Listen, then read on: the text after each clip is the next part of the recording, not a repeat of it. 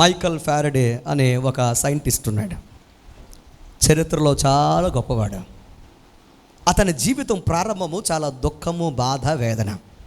చిన్న పేద కుటుంబంలో పుట్టాడు. అలాగే ఉన్నత విద్య కూడా లేదు, చదువుకోలేకపోయాడు, చిన్న చదివే చదివాడు.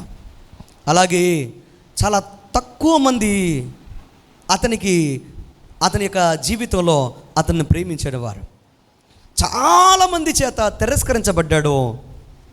అందరూ అతనికి చదువు లేని స్థితిని బట్టి, జ్ఞానము లేదని చాలామంది తక్కువగా చూసి చాలా హీనంగా మాట్లాడుతూ వేళాకోళం చేస్తూ ఉండేవారు. తన జీవితంలో ఏదో నా జీవితంలో దేవునికి ఉపయోగపడి పని చేయాలి, సంఘానికి, సమాజానికి ఉపయోగపడే పని చేయాలి, అయ్యా నన్ను నిలబెట్టి వాడుకో ప్రభు అని ప్రార్థన చేస్తూ, ఎల్లప్పుడూ దేవుని యొక్క గ్రంథాన్ని అధ్యయనం చేస్తూ, దేవుని చిత్తం కోసం ఎదురు చూస్తూ, దేవుడిచ్చిన జ్ఞానముతో తన యొక్క గదిలో కూర్చొని ఏం చేసేవాడు తెలుసా? ప్రయోగాలు చేస్తూ ఉండేవాడు. అలా ప్రయోగాలు చేయగా అతడు ఒక అద్భుతం చేయగలిగాడు. అదేంటో తెలుసా?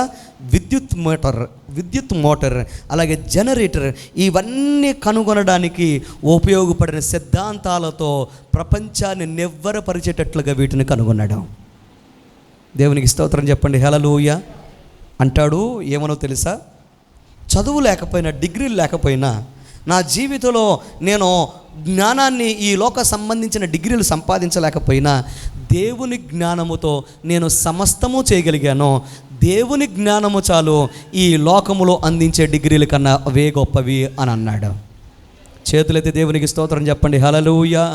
ఎందుకు ఈ మాట మీకు చెప్తున్నానంటే, ఆయన మీద ఆధారపడిన వారిని ఆయన గొప్ప కార్యాలు చూసేవారుగా మార్చేస్తాడు. దేవునికి స్తోత్రం చెప్పండి, హల్లెలూయా. రెండవది, 2 మాటల్లో ముగిస్తాను. నెహెమ్యా గ్రంథం 1వ అధ్యాయం 4వ వచనం. నేను ఈ మాటలు విని కూర్చుండి ఏడ్చి కొన్ని దినములు దుఃఖించి ఉపవాసముతో ఆయనను వేడుకున్నాను అంటున్నాడు. ఎవరు చెప్పండి? నెహెమ్యా అంటున్నాడు. దేనికంటున్నాడు? ఏ మాట అయితే విన్నాడో ఆ మాట వినగానే, ఆ మాట విన్నప్పుడు అతనిలో దుఃఖము, బాధ ఏర్పడి, ఆ దుఃఖము, బాధ అతనికి భారముగా మారి, ఆ భారము అతన్ని బాధ్యత కలిగిన వ్యక్తిగా మార్చింది. దేవునికి స్తోత్రం చెప్పండి, హల్లెలూయా. దేవుని కార్యము జరగాలి అని అంటే నీలో ఉండవలసిన రెండవ అనుభవం ఏంటి తెలుసా? భారం ఉండాలి. చెప్పండి, ఏముండాలి? చెప్పాలి, ఏముండాలి? భారం ఉండాలి. దేవుని కార్యాలు జరగడం కోసం నువ్వు పిలుపును మొదటిది పిలుపును నువ్వు అర్థం చేసుకోవాలి. రెండవది భారం ఉండాలి. నెహెమ్యా జీవితంలో విన్న ఆ యొక్క కార్యాన్ని గురించి బాధపడ్డాడు, దుఃఖపడ్డాడు. వెంటనే దేవుని సన్నిధిలో మోకరించి ఏడ్చి కన్నీరు గర్చాడు. కన్నీరు గారిస్తే అతని గుండెల్లో దేవుడు ఒక భారం పెట్టాడు. ఆ భారము బాధ్యతగా మారింది. తన జీవితంలో అవసరం లేకపోయినా, తన ఉద్యోగం తనకుంది, తన కుటుంబం తనకుంది, అసలు ఏమాత్రము కూడా తనకు అవసరం లేదు అసలు. కానీ నేను పుట్టిన గ్రామము, పట్టణము, నేను నివసించిన నా దేశము, నా ప్రజలు అనే భారము అతనికి వచ్చేటప్పటికి ఏం చేశాడో తెలుసా? దేవుని యొక్క సన్నిధిలో ప్రార్థించి ఉపవాసం ఉండి రాజు దగ్గర నుంచి అనుమతి పొందుకొని, ఒక చేత్తో కత్తి పట్టుకొని, ఒక చేత్తో మొత్తం ఆ యెరూషలేము పట్టణాన్ని, అలాగే మందిరాన్ని, అలాగే ఆ గొప్ప మహా పట్టణంలో ఉన్న ఇళ్ళన్నిటినీ తిరిగి నిర్మించాడు. పునర్నిర్మించి 52 రోజుల్లో మళ్ళీ దేవుని యొక్క సన్నిధిలో అన్నిటినీ ప్రతిష్ఠత చేయగలిగాడు. చెప్పలు కూడా దేవుని నామాన్ని గణపరచండి. ఏముండాలి చెప్పండి? ఏముండాలి? భారం ఉండాలి. భారం ఉంటే బాధ్యత నీకు ఆటోమేటిక్గా వచ్చేస్తుంది.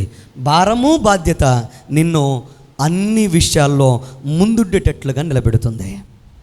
దేవునికి స్తోత్రం కలుగునుగా. భారము, బాధ్యత దేవుని కార్యాలు చేయాలని నిన్ను ఏం చేస్తుంది? ప్రోత్సహిస్తుంది. దేవుని కార్యాల్లో నేను ఏదో రకంగా పాలు పంపులు పంచుకోవాలి, ఆయన కోసం పని చేయాలి, ఆయన ఇచ్చిన కుటుంబం కోసం నా సాయి శక్తులు ఏదో ఒకటి నేను చేయాలి అని ఏం చేస్తుంది? నిన్ను ముందుకు ప్రోత్సహిస్తుంది, నడిపిస్తుంది.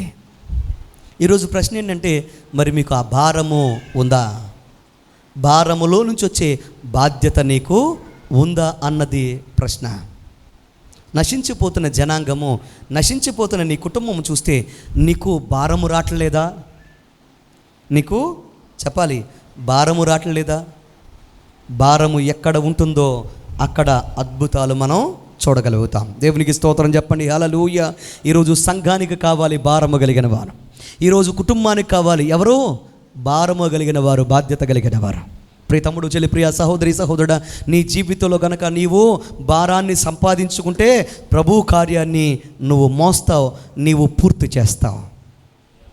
రెండు చేతులెత్తి హల్లెలూయా.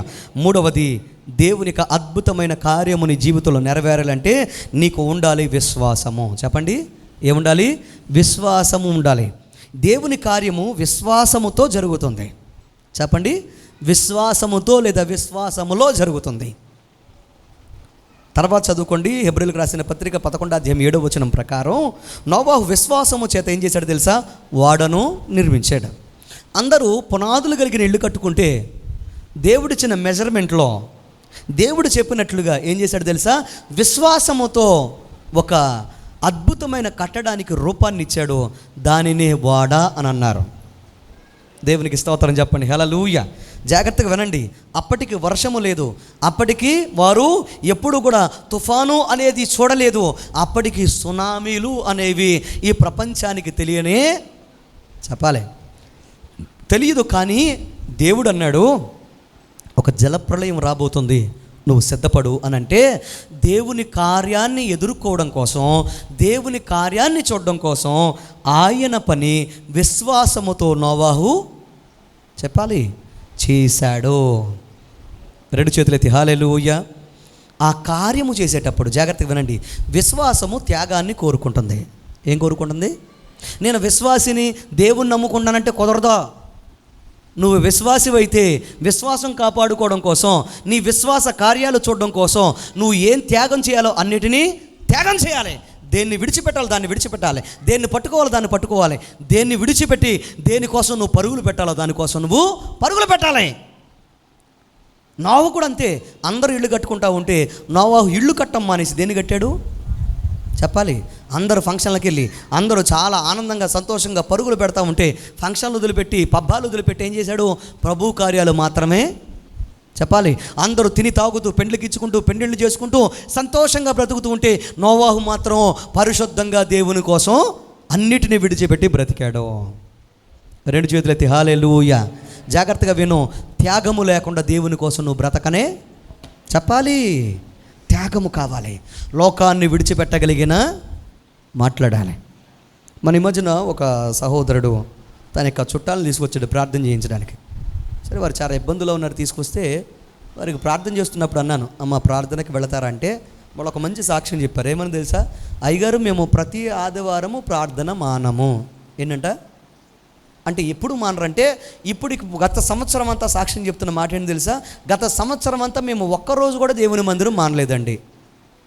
నాకు ఆశ్చర్యం కలిగి మరింత ఆశ్చర్యంతో మరి ఏదైనా ఫంక్షన్లు వచ్చి ఏదైనా ప్రయాణాలు వస్తే అప్పుడు ఏమన్నారు తెలుసా? ఎంతటి ఇంపార్టెంట్ ఫంక్షన్ అయినా మందిరం అయిపోయిన తర్వాత మాత్రమే మేము వెళ్ళి కనపడొస్తాం. ఏంటంట ఇప్పుడు ఫంక్షన్కి వెళ్ళాలి, ఏం చేస్తారంట? మందిరానికి వచ్చేసి ఆరాధన అయిన తర్వాత వెళ్తారంట. మరి అయిపోతే అంటే అయిపోయినా పర్వాలేదండి, కనపడతాంగా, కనీసం వచ్చారన్నా వాళ్ళకి సంతృప్తి కలుగుద్ది. ఏమన్నంటే కొంచెం ప్రార్థన చూసుకుని వచ్చామని చెప్తాం. మా వాళ్ళకు కూడా అలవాటు అయిపోయిందండి, లేట్ అయ్యాము అని అంటే ప్రార్థన అయిన తర్వాత వస్తారులే అని వాళ్ళకి అలవాటు అయిపోయిందండి. ప్రార్థనకు మించి మాకు ఎక్కువ ఏమీ లేదు అని సాక్ష్యం చెప్తే ఇద్దరిని దగ్గరికి పిలిచి మీ విశ్వాస కార్యము తగినట్లుగా దేవుడు మీకోసం అద్భుతం చేస్తాడని నిండు మనసుతో అభిషేకించి వారికి ప్రార్థన చేస్తే వారి జీవితంలో ఒక్క 4 రోజుల్లో వారు పడిన కష్టం నుండి దేవుడు వారిని విడుదలిచ్చి అద్భుతమైన సాక్షులుగా వారు నిలబెట్టాడు.